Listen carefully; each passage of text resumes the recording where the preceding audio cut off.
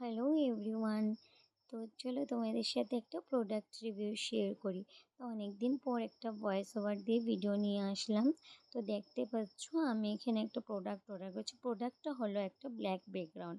তো আমার যেহেতু প্রফেশনালটা মেকআপ আর্টিস্টের জানোই মাঝে মধ্যে আমার ফটোশ্যুট করাতে হয়, তার জন্য আমি একটা ফ্লিপকার্ট থেকে অর্ডার করেছিলাম ব্ল্যাক ব্যাকগ্রাউন্ড। তো ব্যাকগ্রাউন্ডটা ছিল 8 বাই 10 ফিটের। তো যখন প্রোডাক্টটা এসেছে তা আমি ভিডিও একটা বানিয়েছিলাম। তো ভাবছি ভিডিওটা যখন বানানোই আছে তোমাদের সাথে একবার শেয়ার করে দিই। তোমাদের যদি ভালো লাগে তো আমাকে বলবে, আমি লিঙ্কটা দিয়ে দেবো। আর তোমাদের যদি ভালো লাগে লাইক শেয়ার কমেন্টস করে দিও।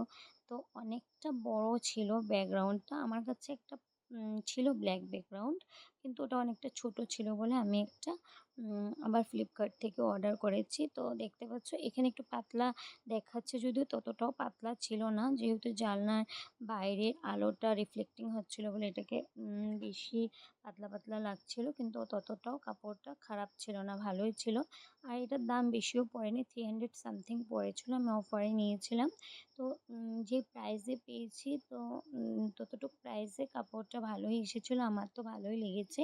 তো এটা দিয়ে আমি শ্যুটও করাবো, জলদি দেখতে পারবে। তো তোমাদের যদি ভালো লাগে বলবে, আমি লিঙ্ক দিয়ে দেবো। আর তোমাদের যদি এরকম ব্যাকগ্রাউন্ড চাই তো ফ্লিপকার্টে সার্চ করে দেখতে পারো। টাটা বাই বাই, আজকের জন্য